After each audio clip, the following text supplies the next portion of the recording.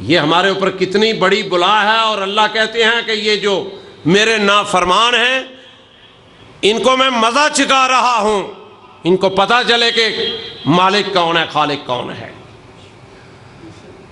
فرمایا بما کسبت ایدی الناس لیذیقہم بعض الذی عملوا لعلہم یرجعون، تاکہ اللہ ان کے بعض اعمال کا مزہ ان کو چکھا دے تاکہ وہ باز آ جائیں۔ اس لیے میں پچھلے 4-5 جمعوں سے کہہ رہا ہوں کہ اللہ ناراض ہے اور راضی کر لیں۔ اللہ نے یہ کہا کہ تاکہ یہ باز آ جائیں، اللہ مہلت دے رہا ہے۔ فرمایا قل سیروا فی الارض فانظروا کیف کان عاقبۃ الذین من قبل کان اکثرهم مشرکین۔ فرمایا میرے پیارے پیغمبر صلی اللہ علیہ وسلم قل سیرو، ان کو فرما دیجئے کہ ملک میں چل پھر کر دیکھو جو لوگ پہلے گزر چکے ہیں ان کا آخر کیسے ہوا، کہاں گئے، اس دنیا سے نام خارج ہو گئے، قبرستانوں میں پہنچ گئے۔ فرمایا الذین من قبل کان اکثرهم مشرکین،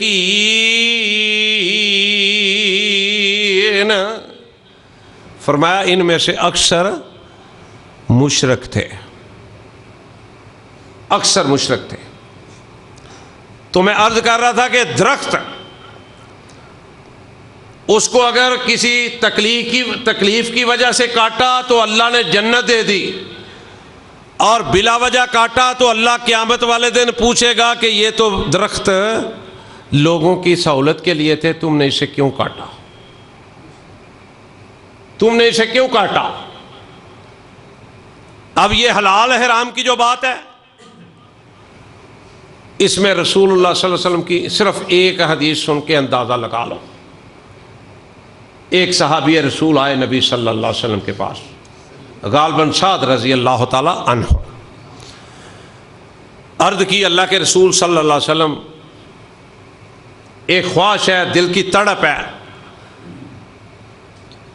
کہ یہاں تو آپ کے پاس ہوتے ہیں، قیامت کے بعد جب جنتی جنت میں چلے جائیں، اللہ کے رسول صلی اللہ علیہ وسلم دل کرتا ہے کہ ہم بھی آپ کے کسی راستے میں ہماری بھی جھونپڑی بن جائے، ہمارا بھی گھر بن جائے، تاکہ آپ کو آتے جاتے ہم دیکھتے رہیں، آپ کا دیدار کرتے رہیں، آپ کا نظارہ کرتے رہیں۔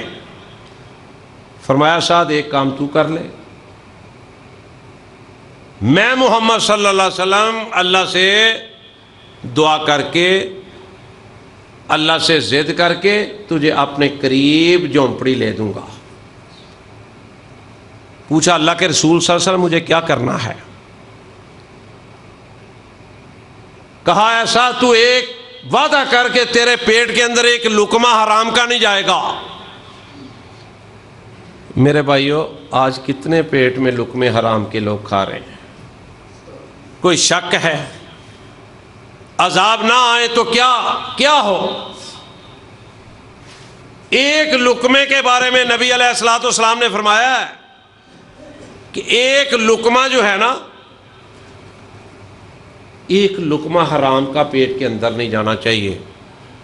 ایسا وعدہ یہ تو مجھ سے کر لے، میں اللہ کی طرف سے جنت کا وعدہ تجھ سے کرتا ہوں۔ ذرا اندازہ فرماؤ۔ اور یہ جو کائنات ہے نا، اس کا ذرہ ذرہ مسلمان ہے اور اللہ کا تابعدار ہے۔ اے انسان، تجھے کیا ہو گیا ہے؟ تو کیوں نہیں اپنے رب کو مانتا؟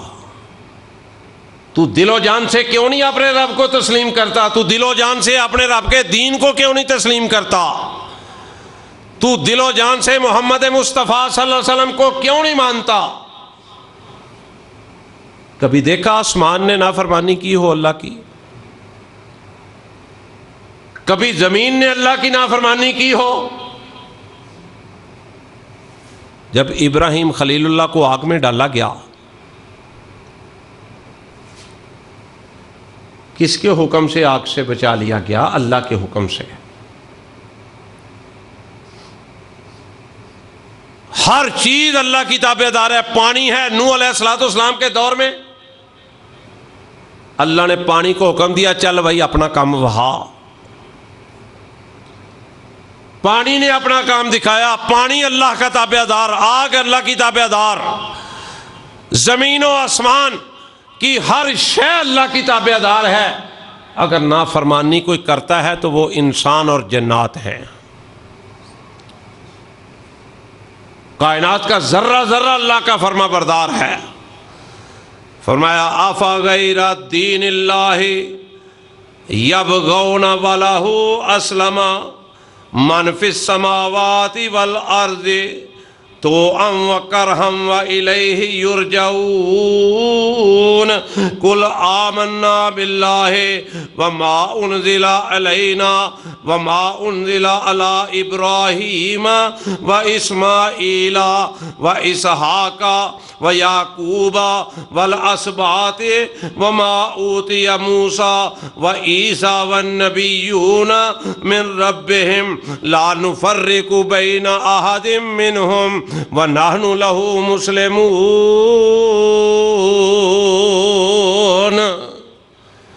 ہر چیز اللہ کی تابع دار ہے۔ یہ درخت، یہ زمین، یہ آسمان، یہ پہاڑ، یہ سارے کے سارے اللہ کے فرما بردار ہیں۔ اور آگے اللہ نے اپنے نافرمانوں کا ذکر فرمایا ہے۔ فرمایا کیف یہدی اللہ قوما کفروا بعد ایمانہم وشاہدوا ان الرسول حق وجاءہم البینات واللہ لا یہدی القوم الظالمین۔ فرمایا اللہ ایسے لوگوں کو کیسے ہدایت دے گا کہ جو ادھر سے سنتے ہیں ادھر سے نکال دیتے ہیں؟ کیسے اللہ ان کو ہدایت دے گا؟ کیف یہدی اللہ قوما کفروا بعد ایمانہم۔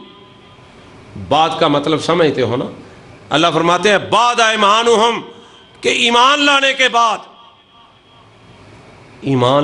بعد وشاہدوا ان الرسول حق وجاءہم البینات، کہ انہوں نے اللہ کے رسول صلی اللہ علیہ وسلم کو زبان سے سچا کہہ بھی دیا، اللہ کو بھی زبان سے مانتے ہیں، اللہ کے نبی کو بھی زبان سے مانتے ہیں، اللہ کے دین کو بھی زبان سے مانتے ہیں، لیکن عمل کوئی نہیں۔ دیکھو نا میرے بندو، میرے بھائیو، اللہ نے یہ جہاز جو اڑتا ہے نا، اس کے دو دل بنائے ہیں اللہ نے، دو انجن جہاز کے۔ یہ جب اڑتا ہے اگر ایک فیل ہو جائے تو پھر دوسرا کام کرنا شروع کر دیتا ہے۔ انسان کا دل انجن ایک ہی اللہ نے بنایا، دو نہیں بنائے۔ اور اللہ نے کہا کہ ایک ہی بنایا ہے اور یہ میرا ہی ہونا چاہیے۔ یہ دل کبھی ادھر کبھی ادھر کبھی ادھر کبھی ادھر، جہاز کے دو انجن دو دل، اللہ نے انسان کا ایک دل بنایا ہے اور اللہ نے کہا ہے کہ یہ دل میں بنانے والا ہوں، یہ میرا ہی ہونا چاہیے۔ اب اللہ کو مان کے بھی نماز نہیں پڑھنی، اللہ کے نبی کی مان کو بھی سنتیں پوری نہیں کرنی، تو اللہ ان کا ذکر کر رہا ہے۔ آگے فرمایا اولئک جزاؤہم ان علیہم لعنت اللہ۔ لعنت کا مطلب سمجھ دو نا بھائی میرے سونے ہو، پڑھے لکھے بندے سمجھدار بیٹھے ہو، اللہ اکبر، اللہ معاف فرما دینا۔ اولئک جزاؤہم ان علیہم لعنت اللہ والملائکۃ والناس اجمعین۔ فرمایا ایسے لوگوں کی سزا یہ ہے ان پر اللہ تعالیٰ کی بھی لعنت ہوتی ہے اور فرشتوں کی بھی لعنت ہوتی ہے اور مومنوں کی بھی لعنت ہوتی ہے۔ اب بھائی غور کر لو قرآن کی ان آیات پہ، اولئک جزاؤہم ان علیہم لعنت اللہ والملائکۃ والناس اجمعین خالدین فیہا لا یخفف عنہم العذاب ولہم ینظرون۔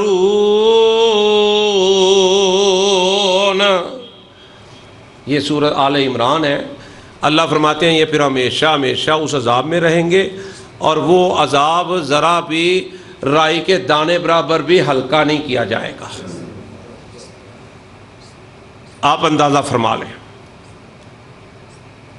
کہ اللہ کے ساتھ محبت کرنی، اللہ کے نبی صلی اللہ علیہ وسلم سے محبت کرنی، اللہ کے قرآن سے، اللہ کے دین سے محبت کرنی، اس کے کتنے فائدے ہیں اور اس سے انحراف کرنا کتنے نقصان کی بات ہے۔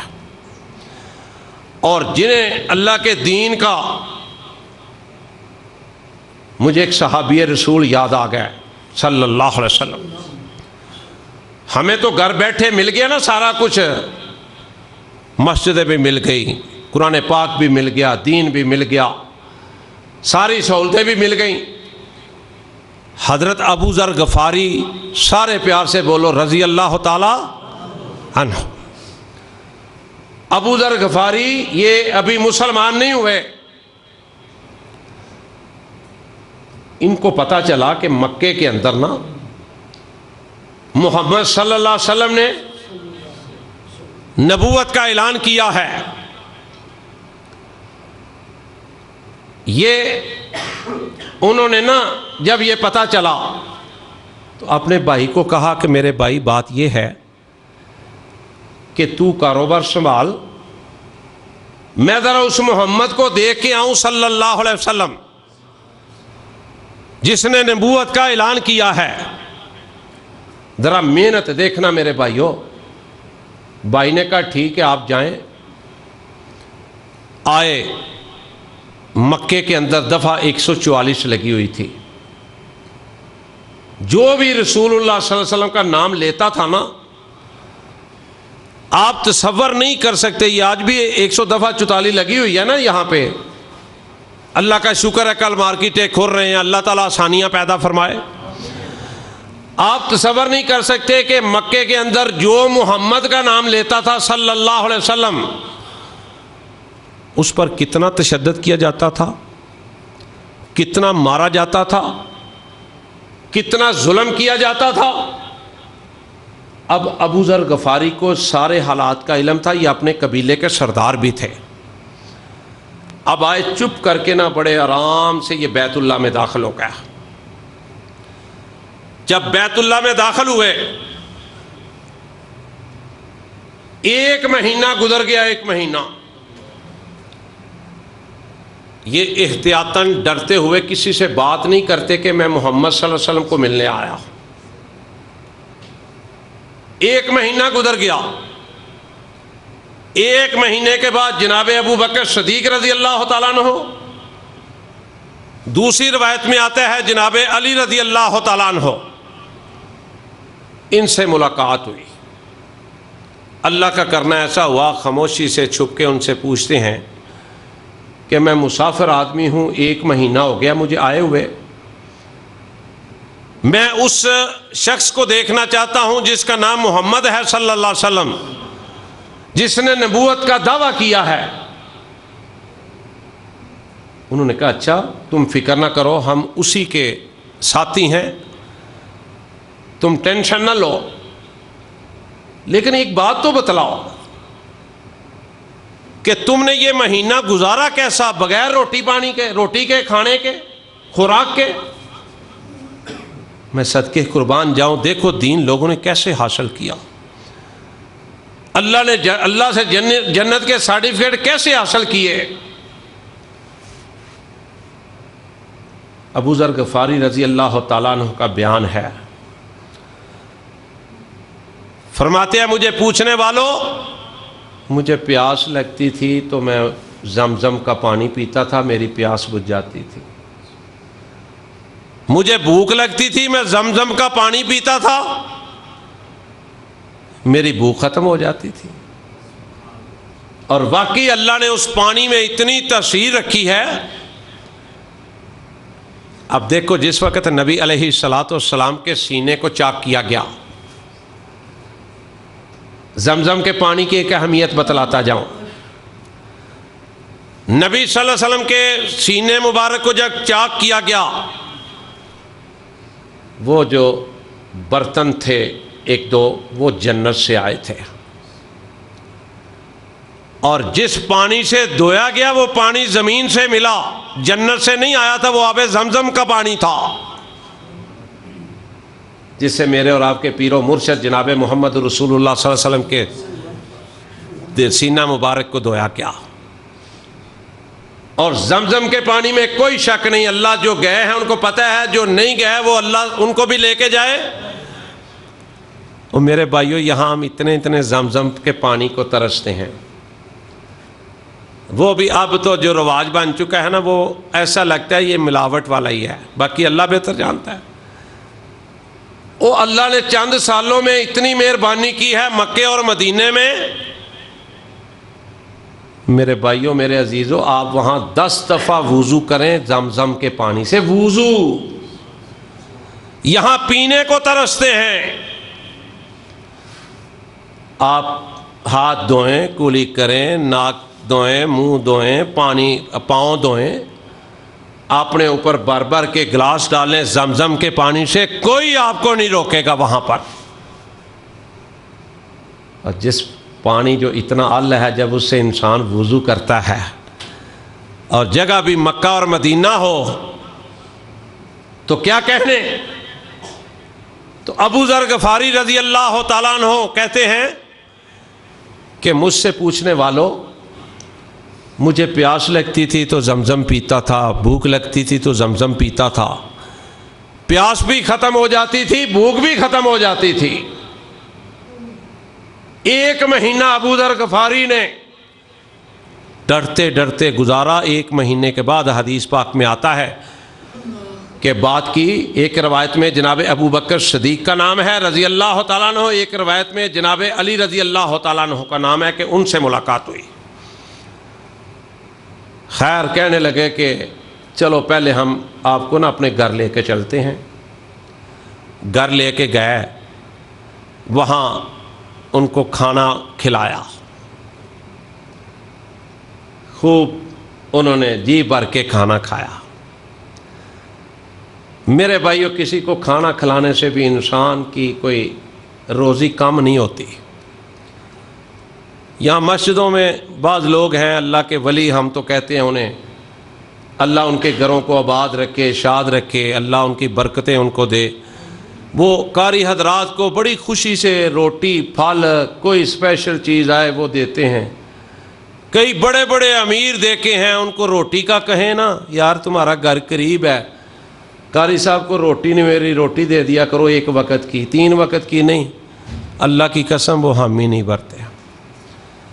یہ تو اپنے اپنے مقدروں قسمت کی بات ہے۔ جناب ابو بکر یا جناب علی گھر لے کے گئے، پہلے کھانا کھلایا، پھر کہنے لگے کہ حالات بڑے خراب ہیں، پیچھے پیچھے چلتے آؤ، جہاں ہم رکیں گے رک جانا، جہاں چلیں گے چلے جانا، چلتے جانا۔ لو جی، مختصر یہ کہ جناب ابو ذر غفاری رضی اللہ تعالیٰ عنہ کی قسمتوں کے کیا کہنے۔ 1 مہینے کے انتظار کے بعد نبی صلی اللہ علیہ وسلم کے گھر لے گیا۔ ابو ذر غفاری دور سے دیکھتے ہیں، ایمان کی بھی اپنی اپنی حالت ہے، کسی کے ایمان میں سے 100 نمبر ہے، کسی کے 70 ہے، کسی کے 80 ہیں، کسی کے 40 ہیں۔ میں صدقے قربان جاؤں، ابو ذر غفاری نے 100 میں سے 100 نمبر حاصل کیا۔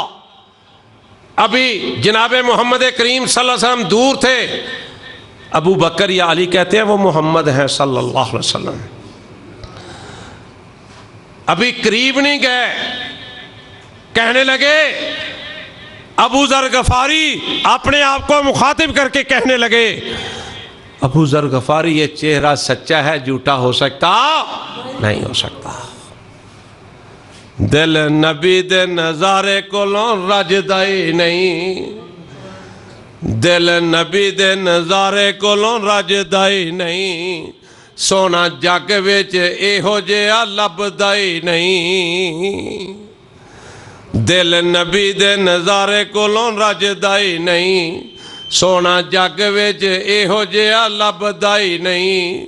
میرے نبی دی زبان ساڈے واسطے قرآن، میرے نبی دی زبان ساڈے واسطے قرآن، سانو ہور کوئی بیان چنگا لگدا ہی نہیں۔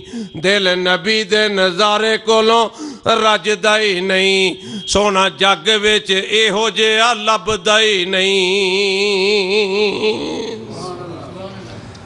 ابو ذر غفاری کی نظر پڑی ہے، ابھی نبی صلی اللہ علیہ وسلم دور ہیں، پکار اٹھے، بول اٹھے کہ ابو ذر غفاری یہ چہرہ جھوٹا نہیں ہو سکتا، یہ چہرہ سچا ہے۔ گئے نبی صلی اللہ علیہ وسلم کے پاس، قدموں میں بیٹھ گئے،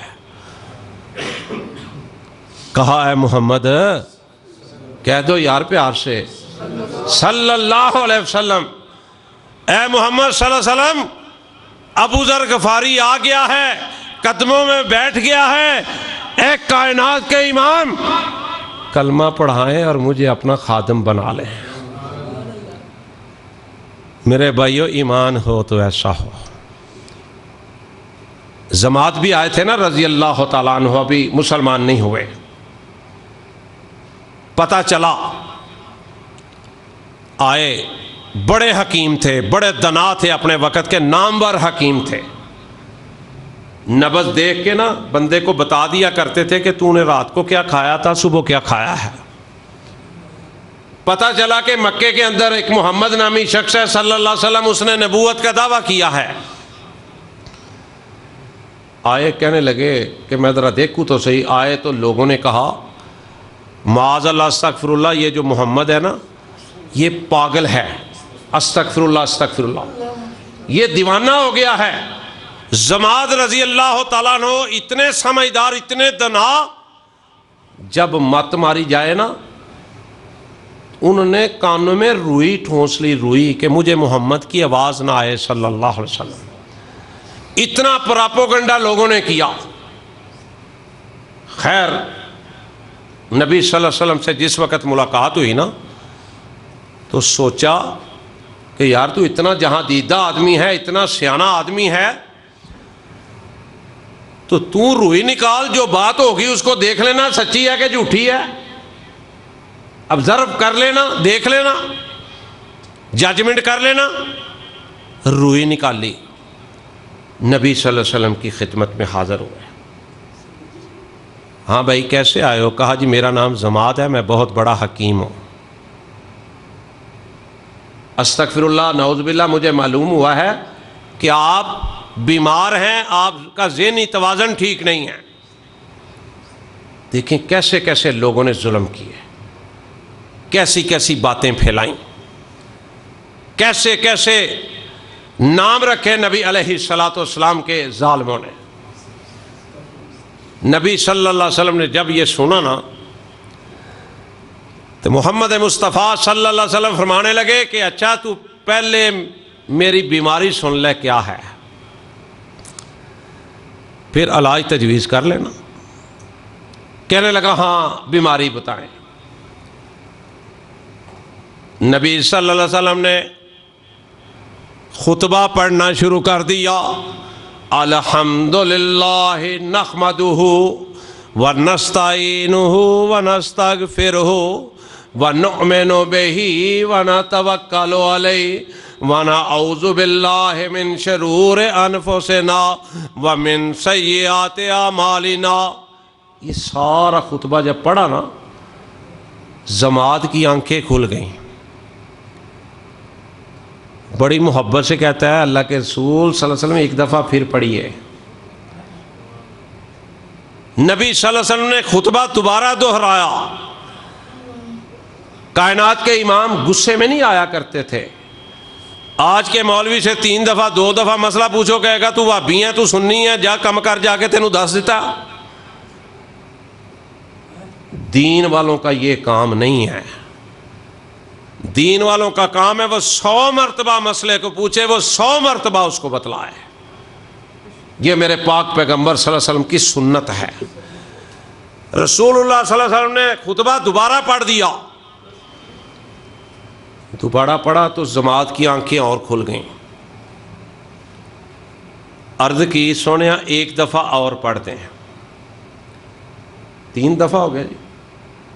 آج کا کوئی مولوی ہوتا تو وہ کہتا یار تینوں میں ایک بار ہی سنا دیتا ہے، 2 بار ہی سنا دیتا ہے، تو ہن کھڑے ہی پہ گیا. اللہ کی قسم دین کی بات کوئی 1000 دفعہ پوچھے، 1,00,000 دفعہ پوچھے، اس کو اتنے پیار سے بتلانی چاہیے کہ وہ بندہ زندگی بھر یاد کرے کہ میں نے کسی سے کچھ پوچھا تھا اور کسی نے مجھے بتلایا تھا. رسول اللہ صلی اللہ علیہ وسلم نے تیسری مرتبہ پھر پڑھا. جب تیسری مرتبہ پڑھا نا تو جماعت قریب آ گیا. عرض کرنے لگے سونیا پاگل تم نہیں، پاگل میں ہوں. آپ تو اللہ کے رسول ہیں، آپ تو سچے ہیں، میں غلط تھا. اے اللہ کے رسول صلی اللہ علیہ وسلم، اللہ نے میرا دل بدل دیا ہے، مجھے کلمہ پڑھا کے اپنا دیوانہ پروانہ بنا لے. کیسی قسمت. ادھر ابو جہل پاس تھا، ابو لہب چاچا تھا، ابو طالب گھر کے بندے تھے. لیکن میرے بھائیوں توفیق نہیں ہوئی کلمہ پڑھنے کی. اب دیکھو نا، جس وقت خندق احزاب کے موقع پر خندق کھودی جا رہی تھیں، حضرت جابر رضی اللہ تعالیٰ عنہ نے دیکھا کہ رسول اللہ صلی اللہ علیہ وسلم کو سخت بھوک لگی ہے. گھر گیا، گھر جا کے بیوی کو کہا کہ گھر کچھ کھانے کو ہے. بیوی نے کہا ایک چھوٹا سا لیلا ہے، اگر آپ کہتے ہیں تو میں ذبح کر کے تھوڑا سا آٹا جوں کا ہے، میں روٹی پکا دیتی ہوں. کہا ٹھیک ہے تم پکا دو، میں نبی صلی اللہ علیہ وسلم کو جا کے درخواست کرتا ہوں. کیا یہ چیزیں جو ہیں، یہ ابو جہل، ابو طالب، یہ جو لوگ تھے، یہ جو جنہوں نے آخر تک کلمہ نصیب نہیں ہوا، ان کو نظر نہیں آئی؟ لیکن مقدر اور قسمت کی باتیں ہیں. نبی صلی اللہ علیہ وسلم کو جا کے بتلایا کہ اللہ کے رسول صلی اللہ علیہ وسلم گھر میں تھوڑا سا گوشت اور روٹیاں 2-3 ہیں، آپ کے لیے کھانے کا میں نے بندوبست کر دیا ہے، تو آپ خاموشی سے میرے ساتھ چلے جائیں. لیکن نبی صلی اللہ علیہ وسلم آج کے پیروں جیسے نہیں تھے نا. اصحاب صوفہ 70 کے قریب تھے. دودھ کا پیالہ آیا، 70 صحابہ نے پیا.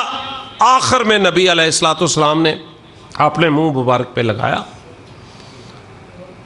آج بھائی بھائی کا جھوٹا نہیں پیتا.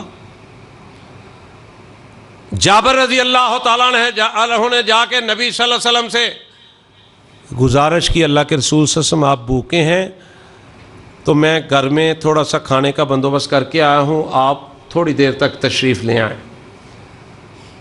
نبی صلی اللہ علیہ وسلم نے جب یہ سنا نا میرے بھائیوں، میرے عزیزوں، تو اللہ کے رسول صلی اللہ علیہ وسلم نے تمام صحابہ کو کہہ دیا، تقریباً 2200 کے قریب تھے. کہا میرے صحابہ جابر نے تمہارا کھانا پکایا ہے. اللہ اکبر. او اللہ کتنا رحیم، کتنا کریم ہے. اور وہ نبی، ہائے میرا اور پیر، نہ ایسا دنیا میں کوئی آیا نہ آئے گا، نہ اللہ نے بنایا نہ بنائے گا. جبریل آئے تھے نا اللہ کے پاس، مشرق بھی دیکھ کے آئے تھے، مغرب بھی دیکھ کے آئے تھے، شمال بھی دیکھ کے آئے تھے، جنوب بھی دیکھ کے آئے تھے. میرے اللہ نے پوچھا جبریل بتانا ساری مخلوق دیکھ کے آئے ہو، کوئی خاص بات بتاؤ، کوئی خاص بات بتاؤ. جبریل علیہ الصلاۃ والسلام، اللہ سب کچھ جانتے ہیں، مرضیاں ہیں، پھر بھی پوچھتا ہے اللہ جبریل بتاؤ کیا دیکھ کے آئے ہو؟ عرض کی اللہ میں نے مشرق کا چپا چپا دیکھا، میں نے مغرب کا کونا کونا دیکھا، اللہ میں نے شمال دیکھا، اللہ میں نے جنوب کو دیکھا، اللہ تیری ساری خلقت کا نظارہ کیا۔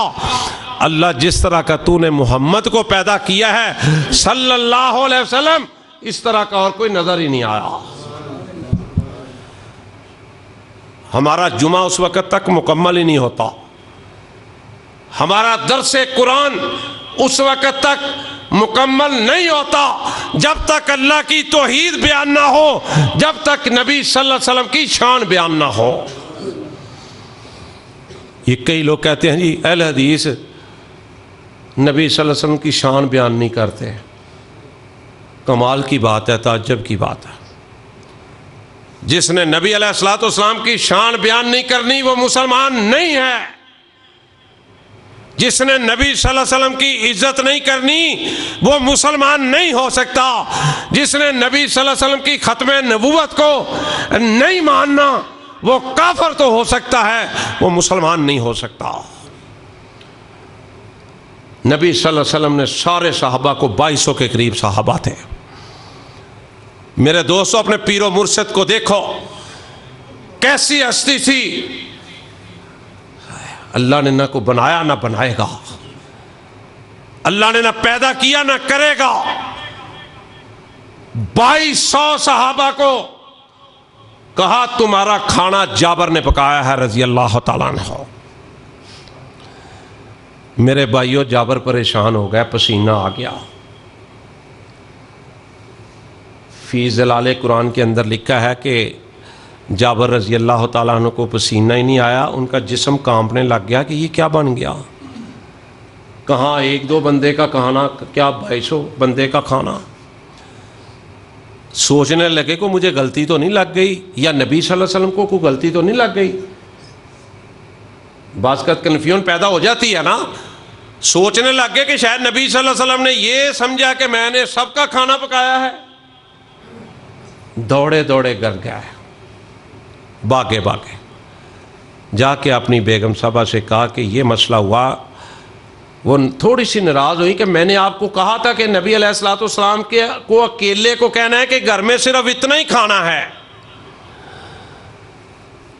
کہنے لگے میں نے تو جا کے ایسے ہی کہا تھا، اب نبی صلی اللہ علیہ وسلم نے اعلان فرما دیا ہے، کہا جاؤ دوبارہ جا کے کہو نبی علیہ الصلوۃ والسلام کو۔ جلدی جلدی تیز قدموں سے دوبارہ گئے۔ اللہ کے رسول صلی اللہ علیہ وسلم گھر میں صرف تھوڑا سا کھانا ہے، تھوڑا سا سالن ہے، آپ نے سب کو کہہ دیا ہے۔ کہا اچھا تم اس طرح جا کے کرنا، اپنی بیوی کو جا کے کہہ دو کہ ہنڈیا اس وقت تک چولہے سے نہ اتارے، توے سے روٹی اس وقت تک نہ توے پہ رکھے جب تک میں نہ آؤں، باقی تم فکر نہ کرنا۔ آئے نبی علیہ الصلوۃ والسلام کے ساتھ 2200 صحابہ۔ نبی صلی اللہ علیہ وسلم نے اپنا تھوک مبارک ہنڈیا میں ڈالا اور تھوک مبارک آٹے میں ڈالا۔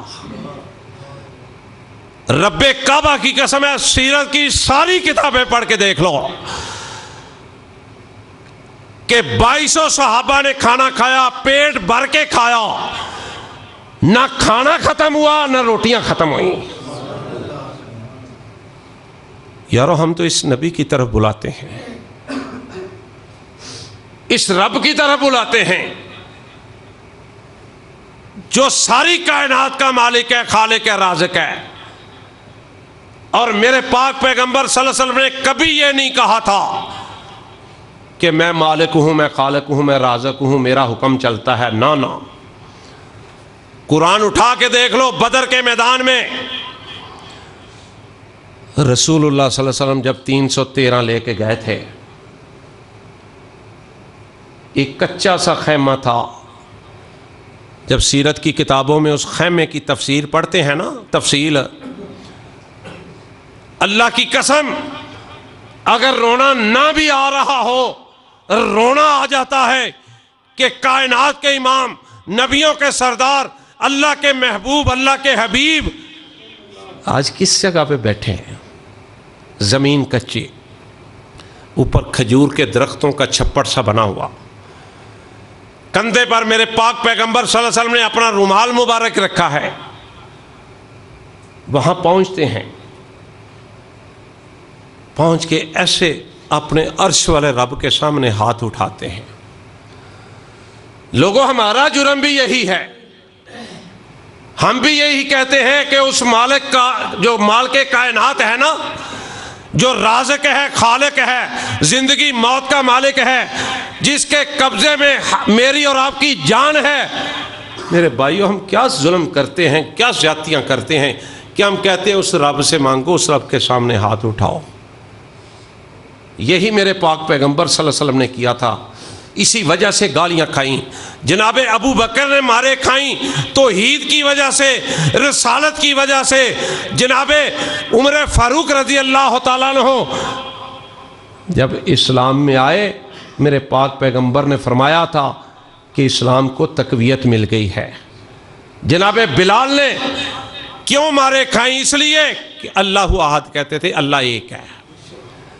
آج ہم بھی کہتے ہیں اللہ ایک ہے، جب تک سانس میں سانس ہے، جب تک اللہ نے ہمت دی ہے، توفیق دی ہے، اللہ کی قسم ہم کہتے رہیں گے کہ اللہ ایک ہے، اللہ ایک ہے، اللہ ایک ہے، اور یہ بھی کہتے رہیں گے اسی کی عبادت کرنی ہے، اللہ کے سوا کسی کی عبادت کرو گے حرام ہوگی۔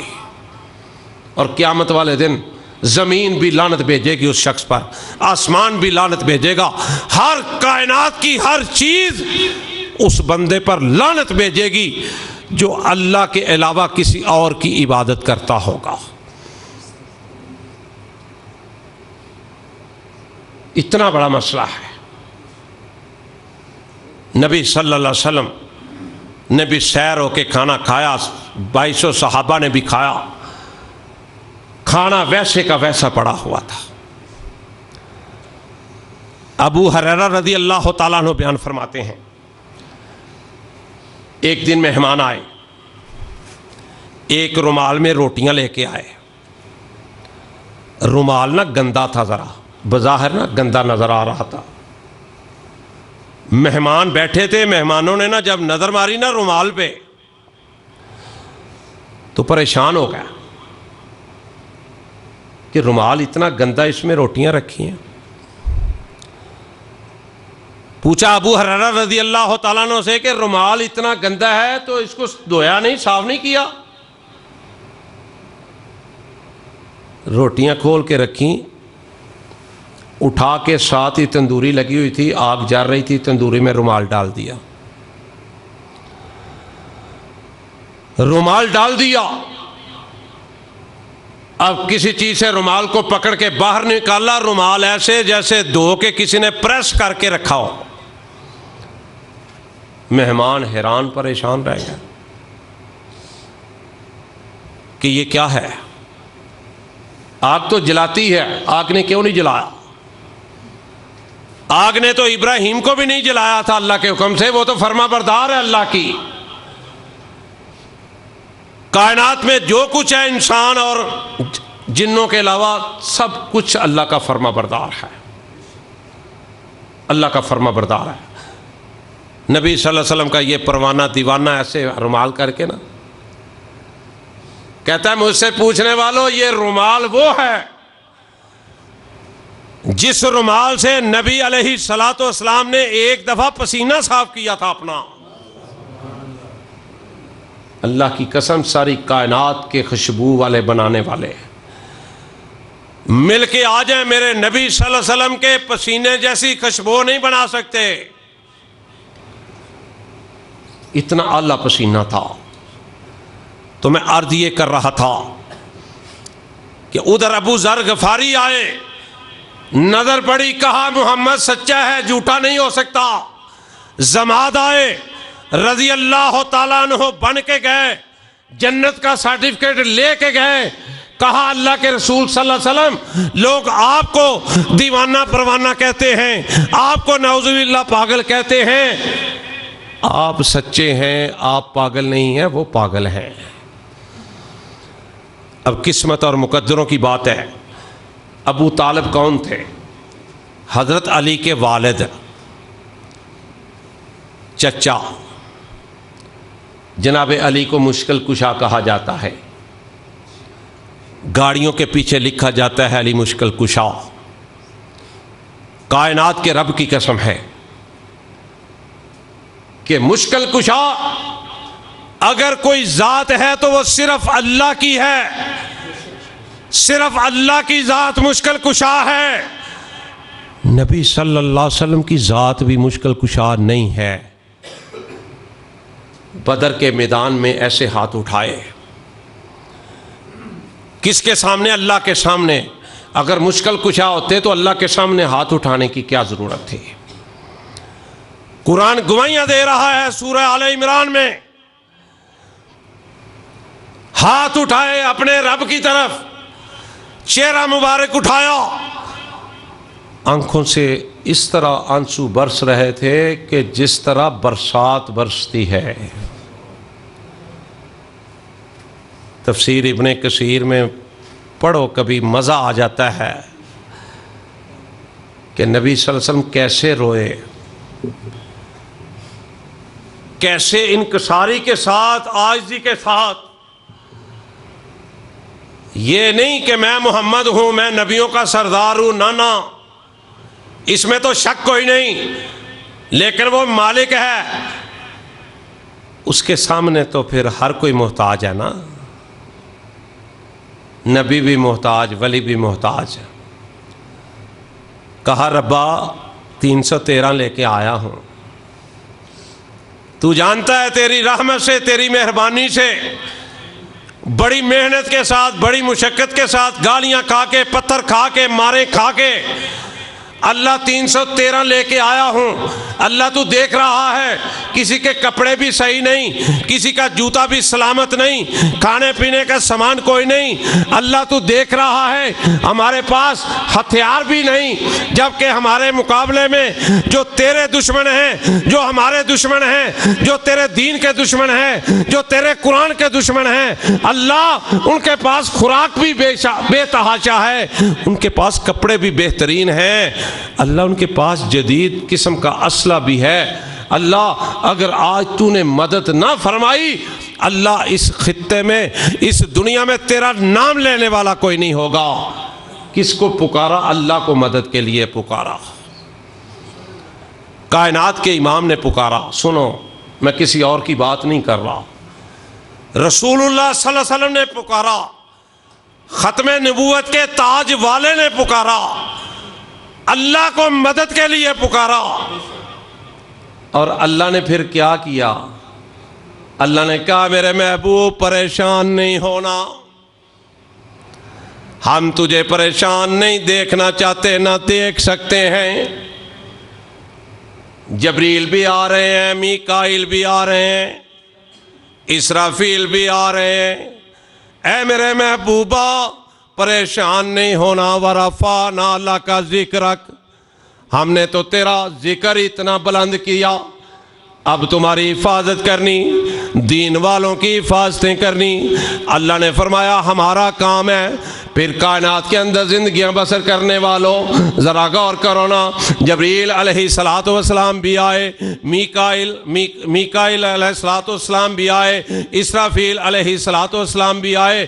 اللہ نے فرشتوں کا نزول فرما کے کہا اے محمد میں بھی تیرے ساتھ ہوں، صلی اللہ علیہ وسلم۔ نبی مانگے تو اللہ سے مدد مانگے، ہم مانگیں تو ہم کہیں یا اللہ مدد۔ کتنی عجیب بات ہے، کتنے تعجب کی بات ہے، یہ حق کی بات ہے، مسلک کی بات ہے۔ جب حق کی بات ہوگی، مسلک کی بات ہوگی، رب کعبہ کی قسم ہے اس جسم کا ٹکڑے ٹکڑے کر دیے جائیں، کیما کیما بنا دیا جائے، لیکن اللہ کی توحید اور نبی صلی اللہ علیہ وسلم کی رسالت کو بیان کرنے سے باز نہیں آئیں گے، اللہ کے فضل سے، اللہ کے فضل سے۔ اب آخری 2-3 باتیں سن لو۔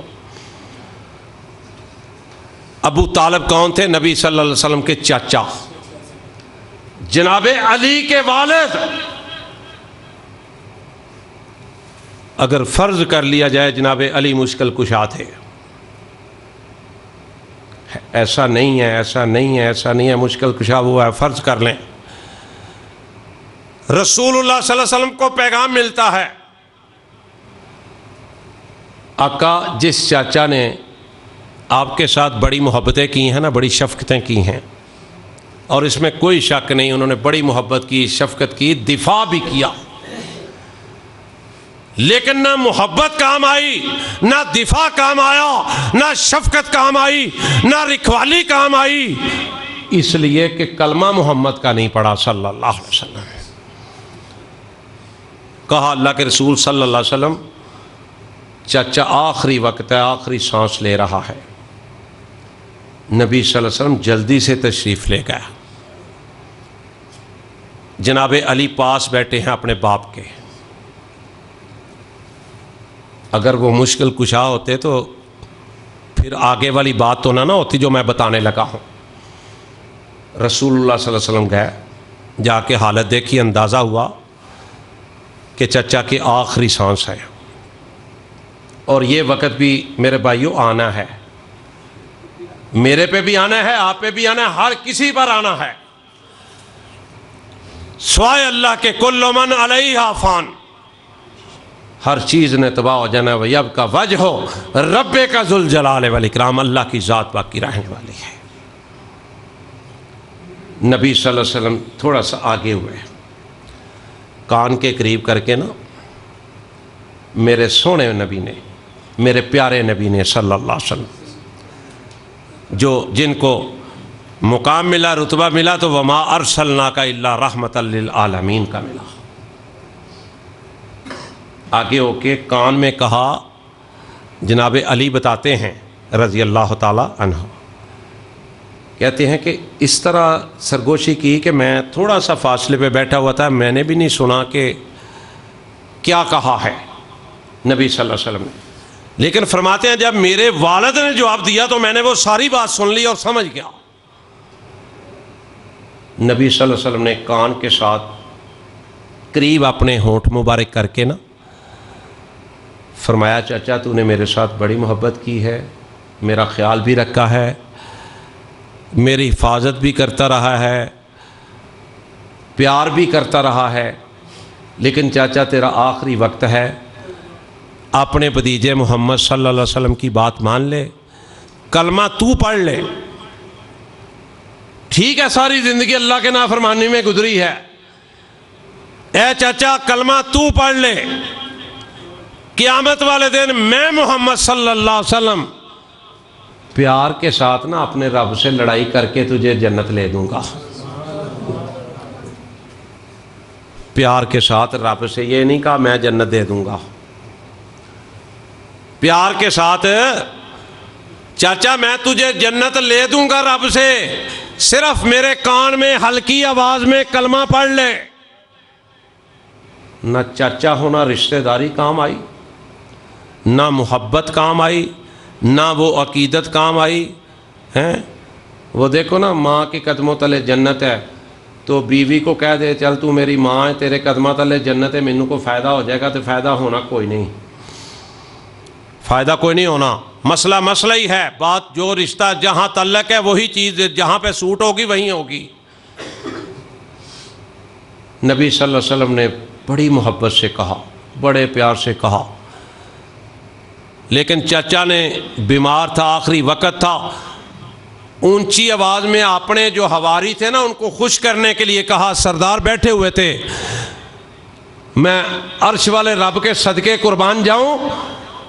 ابو طالب نے یہ کہا تھا، آخری وقت میں کہا تھا کہ اے محمد صلی اللہ علیہ وسلم، تیرا رب سچا، تو سچا، تیرے رب کا قرآن سچا، تیرے رب کا دین سچا، لیکن میں اس وقت تیرا دین قبول کرنے کے لیے تیار نہیں۔ میرے یہ سردار ساتھی بیٹھے ہوئے ہیں، یہ کیا کہیں کہ مرتے وقت اپنے اباؤ اجداد کا دین ختم کر گیا، بلا گیا۔ کتنا موقع تھا سنہری، کئی لوگ موقع گنوا دیتے ہیں. رات میں تھانے بھگوان پورے بیٹھا ہوا تھا، ایک کیس تھا کسی کا، ایک مولوی صاحب کو کسی نے زیادتی کی. مولوی صاحب زیادہ درویش آدمی تھے، صفدر عثمانی صاحب. انہوں نے پرسوں ڈی ایس پی کے سامنے بیٹھے کہا، غلطی بھی کوئی نہیں تھی، کہنے لگے میں اس بندے کو معافی منگنا، مینوں خدا واسطے معاف کر دے. وہ اگوں آندا ہے تے آ جڑی مینوں سٹ وجی ہے کی بنے گا، تے سٹ آپ ہی مار کے پرچہ لے آیا سی. ڈی ایس پی نے کہا اچھا پھر ان سٹ وجی ہے نا تینوں تے جا پھر. تو رات کو ہم بیٹھے ہوئے تھے ایس ایچ او کے پاس، اقبال اوجلا اللہ بھلا کرے، نیک آدمی ہے، دیانتدار آدمی ہے. تو کہنے لگا کہ اب آپ نے نہیں معافی مانگنی، اب وہ مانگے گا. اس نے وقت ختم کر دیا. میں نے کہا نہیں جی، ہم مولوی صاحب ہیں، ہم پھر بھی معافی مانگ لیں گے، ہم نے مسجدوں میں لڑائی تھوڑی کرنی ہے. تو اوجلا صاحب کہنے لگے کئی بندے پھر انج معافی نہیں مانگتے ہوندے، پھر انہوں کو منگوائی جاتی ہے. کئی موقع گنوا دیتے ہیں، وہ سمجھتے ہیں کہ موقع ملا ہے، پتہ نہیں اب اس سے بڑھ کے کیا ہوگا. کبھی اچھا موقع ملے میرے دوستوں، میرا لفظ لکھ لینا کہ کبھی نہ گنوایا کرو. عزت بنتی ہے، نیچا ہونے سے عزت بڑھتی ہے، درگزر کرنے سے عزت بڑھتی ہے. ابو طالب نے کہا اللہ بھی سچا ہے، اے بھتیجے محمد صلی اللہ علیہ وسلم تو بھی سچا ہے، تیرا دین بھی سچا ہے، رب کا قرآن بھی سچا ہے، لیکن میں نے مسلمان نہیں ہونا، میں نے کلمہ نہیں پڑھنا، میں نے تانے نہیں سننے. جناب علی پاس کھڑے تھے میرے بھائیوں. اب نبی صلی اللہ علیہ وسلم نے کیا فرمایا؟ کیا جو فرمایا وہ علی چاہتے تھے؟ کوئی اپنے باپ کے بارے میں یہ چاہتا ہے؟ کوئی اپنے دوست کے بارے میں، بھائی کے بارے میں چاہتا ہے؟ نہیں چاہتا. میرے جیسے گناہگار کو دیکھو، میں یہ چاہتا ہوں، میری یہ خواہش ہے کہ اللہ جب ہم جنت میں جائیں ہم سارے مل کے جائیں. تو نبی صلی اللہ علیہ وسلم بھی ساری زندگی یہی کام کرتے رہے، محنت کرتے رہے، یہ بھی جنت میں چلا جائے، یہ بھی جنت میں چلا جائے، یہ بھی جنت میں چلا جائے. اللہ کی قسم ممبر پہ بیٹھا ہوں، ہر کسی کو اپنی اپنی لالچ ہوتی ہے. میں اللہ سے دعا کرتا ہوں یا اللہ یہ جتنے میرے ساتھی ہیں نا، جتنے میرے محلے دار ہیں، جتنے میرے مسلمان بھائی ہیں، اللہ سب کو لے جا. اللہ کے پاس کون سی کمی ہے؟ اللہ اہل سنت کو بھی لے جا، اللہ دیوبند بھائیوں کو بھی لے جا، اللہ اہل حدیثوں کو بھی لے جا. اللہ جس طرح میں یہاں اکٹھا کرتا ہے اللہ میں جنت میں بھی اکٹھا کرتے ہیں. جب ہم کسی کے لیے اتنی دعا مانگے کہ کوئی ہمارے لیے بھی مانگے. میں تو اس طرح کا مولوی نہیں ہوں نا، مسیتڑ مولوی جو کہتے کچھ ہیں کرتے کچھ ہیں. میں تو دنیا دار آدمی ہوں، صاف کوئی سے بات کرتا ہوں. رسول اللہ صلی اللہ علیہ وسلم نے اب دیکھیں فرمایا کیا، نوٹ کریں. فوت ہو گیا ابو طالب، دنیا سے چلا گیا، کلمہ نہیں پڑھا. فرمایا میرے پیارے علی قیامت والا دن ہوگا، جہنم میں جو لوگ جائیں گے نا، جہنم میں سب سے کم عذاب جو ہے نا وہ تیرے باپ کو ہوگا. جہنم میں اس کو جوتا پہنایا جائے گا جو آگ کا ہوگا. میرے بھائیو ایک انگارہ کوئلہ یہاں رکھ دو جہاں دنیا کا، وہ برداشت نہیں ہوتا. فرمایا علی تیرے باپ کو اتنی سی راحت ملے گی کہ جہنم میں جوتا جو ہے وہ آگ کا پہنایا جائے گا، اور یہ دماغ جو ہے نا ہنڈی کی طرح ابلے گا. اور جنت میں ایک جگہ ایسی ہے جہاں 3 قسم کے لوگوں نے اکٹھے ہونا ہے. آخری بات ہے، یہ 2 بجے کا ٹائم تھا بھائی، 2-4 منٹ دے دینا، ابھی تو 2 بھی نہیں بجے. 3 قسم کے لوگ جہنم میں ایک جگہ ہوں گے. یہ بڑا اہم بات ہے، اس میں ہم بھی، اللہ ہمیں بھی معاف کرے، ہم بھی ملوث ہیں. ایک نبی کو قتل کرنے والا، بڑے نبی ایسے تھے جن کو لوگوں نے قتل کیا توحید کی وجہ سے. جس نے نبی کو قتل کیا ہوگا وہ، اور جس نے اپنے باپ کو قتل کیا ہوگا وہ، اور تیسرا اللہ ہمیں معاف فرمائے وہ مصور جو تصویر بناتا ہے. اب تو بھائی ہمارے گھروں میں بھی ہیں، سچی بات ہے، دفتروں میں بھی ہیں، علماء بھی، سارے علماء کی تصویریں بھی نیٹ پہ آتی ہیں، ہماری بھی آتی ہیں، لیکن حدیث حدیث ہے، چاہے وہ میرے اوپر آئے چاہے آپ کے اوپر آئے، مسئلہ مسئلہ ہے، اور بچنے کی بھی کوشش کرنی چاہیے۔ میں کل کے جب یہ بات پڑھی تو میں بڑی سوچ رہا تھا یار کیسے کروں، یہ بیماری تو ہمارے اندر بھی ہے۔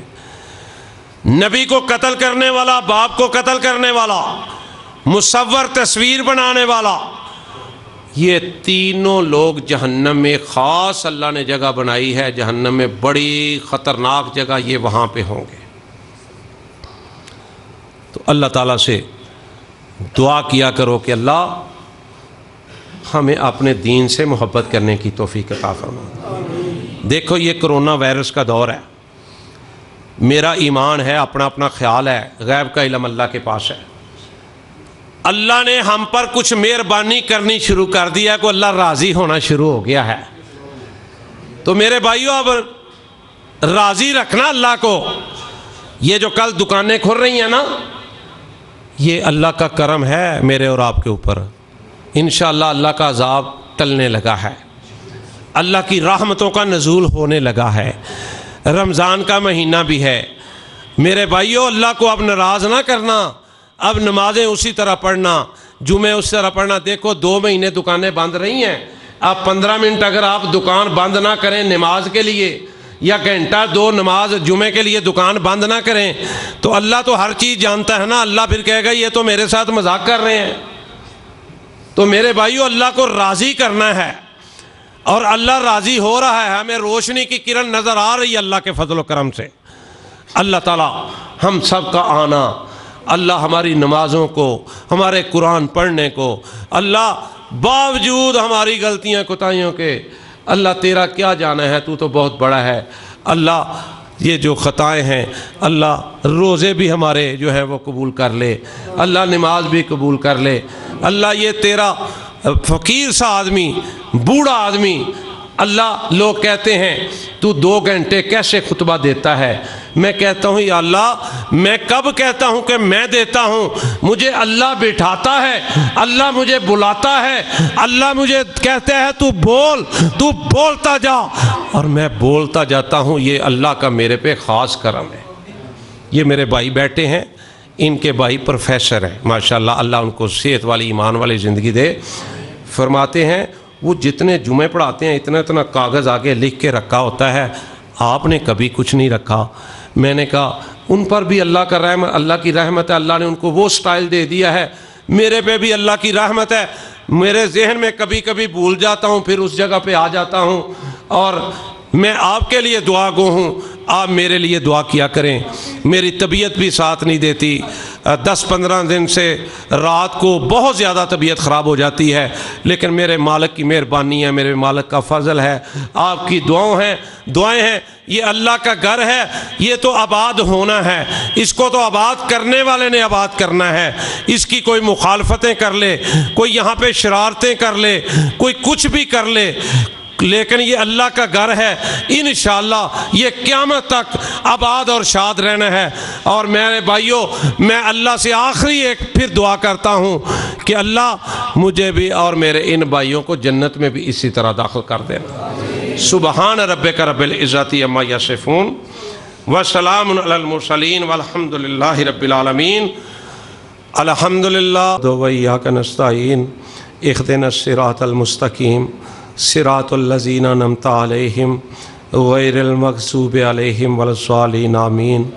اللہم صلی علی محمد وعلی آل محمد کما صلیت علی ابراہیم وعلی آل ابراہیم انک حمید مجید۔ اللہم بارک علی محمد وعلی آل محمد کما بارکت علی ابراہیم وعلی آل ابراہیم انک حمید مجید۔ ربنا آتنا فی الدنیا حسنۃ وفی الآخرۃ حسنۃ وقنا عذاب النار ربنا ظلمنا انفسنا وإن لم تغفر لنا وترحمنا لنكونن من الخاسرین لا الہ الا انت سبحانک انی کنت من الظالمین۔ اللہ ہم بڑے گنہگار ہیں، اللہ بڑے خطا کار ہیں، اللہ بڑے سیاہکار ہیں، اللہ ہم سب کو معاف فرما دے، اللہ ہم سب کو معاف فرما دے۔ اللہ تو جانتا ہے کہ ہم کس قدر گنہگار ہیں، اللہ تو جانتا ہے کہ ہم کس قدر سیاہکار ہیں، اللہ تو جانتا ہے کہ ہم کس قدر تیریاں نافرمانیاں کرنے والے ہیں، لیکن اللہ تو بہت بڑا ہے، اللہ تو بہت بڑا ہے۔ اللہ ہم سب کو معاف فرما دے، اللہ سب کو معاف فرما دے۔ اللہ تیرے کرم سے، اللہ تیری مہربانی سے اللہ کچھ آسانیاں نظر آنے لگی ہیں، اللہ روشنی کی کرن نظر آنے لگی ہے۔ اللہ 2 مہینے ہو گئے، لوگوں کے کاروبار بند، لوگ پریشان، اللہ اب روشنی کی کرن آنے لگی ہے۔ اللہ کاروبار کو ترقی عطا فرما دے، اللہ سب کے جو نقصان ہوئے ہیں اللہ پورے فرما دے، اللہ بے روزگاری کو دور فرما دے، اللہ یہ جو کرونا وائرس کی بیماری ہے اللہ اس سے بھی نجات دے دے، اللہ اس سے بھی نجات دے دے، اللہ پریشان لوگوں کی پریشانیاں دور فرما دے، اللہ پریشان لوگوں کی پریشانیاں دور فرما دے، اللہ بیمار لوگوں کی بیماریوں کو دور فرما دے، اللہ جتنے مسلمان مومن بیمار ہیں اللہ ان کو شفا عطا فرما دے، اللہ جتنے لوگ پریشان ہیں اللہ ہر گھر کی اپنی کہانی ہے، ہر فرد کی اپنی پریشانی ہے، اللہ سب کی پریشانیوں کو دور فرما دے، اللہ جن کو اولادیں دی ہیں اللہ نیک بنا دے، اللہ جن کو اولادیں نہیں دیں اللہ نیک اور صالح اولاد عطا فرما دے۔ اے میرے مولا ہم تیرے بندے ہیں، تیرے محمد صلی اللہ علیہ وسلم کے امتی ہیں، اللہ ہم پہ رحم فرما دے، اللہ ہم پہ رحم فرما دے۔ اللہ تو ہم سے ناراض ہے، اللہ ہم تجھے راضی کرنا چاہتے ہیں، اللہ تو ہم سے ناراض ہے، اللہ ہم تجھے راضی کرنا چاہتے ہیں، اللہ ہم سے راضی ہو جا، اللہ ہم سے راضی ہو جا، اللہ ہم سے کبھی ناراض نہ ہونا، اللہ ہم سے کبھی ناراض نہ ہونا۔ اللہ تیری رحمت بڑی وسیع ہے، اللہ اپنی رحمت عطا فرما دینا، اللہ اپنی رحمت عطا فرما دینا۔ اے مولا تیرے گھر میں بیٹھے ہیں اللہ بوڑھے بھی، نوجوان بھی، بچے بھی، اللہ میری مائیں بہنیں بیٹیاں بھی، اللہ سب کی دعاؤں کو قبول و منظور فرما لینا، اللہ سب کی دعاؤں کو قبول و منظور فرما لینا۔ اے مولا کریم ہماری طرف نہ دیکھنا، اللہ ہم تو بڑے گنہگار ہیں، بڑے خطا کار ہیں، اللہ تو اپنی رحمت کی طرف دیکھنا، اللہ تو بہت بڑا ہے، اللہ تو بہت بڑا ہے، اللہ ہم سب کو معاف فرما دے، اللہ ہم سب کو نیک بنا دے، اللہ اپنے گھروں سے محبت کرنے والا بنا دے، اللہ اپنے دین سے محبت کرنے والا بنا دے۔ اے مولا کریم یہ تیرا گھر ہے اللہ، ایک چھوٹے سے علاقے میں، چھوٹی سی گلی میں اللہ تو نے اس کو آباد کیا، اللہ تیری مہربانی، اللہ تیرا شکریہ، اللہ اس کو قیامت تک آباد رکھنا، اللہ اس کو آباد کرنے والوں کو ہمیشہ آباد رکھنا۔ اللہ جو میرے یہاں ساتھی، میرے بزرگ، میرے دوست، میرے ویر اللہ اس مسجد کی صفائیاں کرتے ہیں، صفیں بچھاتے ہیں، اللہ سارا انتظام کرتے ہیں، اللہ ہمارے آنے سے پہلے اللہ جمعے کے سارے انتظامات کرتے ہیں، اللہ ان سب کی زندگی اللہ ایمان والی بنا دے، صحت والی بنا دے، اللہ ان کی اولاد کو نیک بنا دے، اللہ ان کی مال جان اور عزت میں اضافہ فرما دے۔ اے مولا کریم جو حاسد ہیں اللہ ان کو بھی ہدایت نصیب فرما دے، اللہ جو حاسد ہیں اللہ ان کو بھی ہدایت نصیب فرما دے۔ اے مولا کریم اپنی رحمت سے اللہ ہم سب کو معاف فرما دے، اللہ ہم سے راضی ہو جا، اے مولا ہم سے راضی ہو جا۔ اللہ اکبر، اللہ ہم سے راضی ہو جا، اللہ ہم سے خوش ہو جا، اللہ ہم سے خوش ہو جا، اللہ ہم سے خوش ہو جا۔ اللہ ہم بہت کمزور ہیں، اللہ بڑے پریشان ہیں، اللہ دنیا پریشان ہے، اللہ معاف کر دے، یا اللہ معاف کر دے۔ وصلی اللہ تعالی علی خیر خلقہ محمد وآلہ وصحابہ اجمعین برحمتک یا ارحم الراحمین۔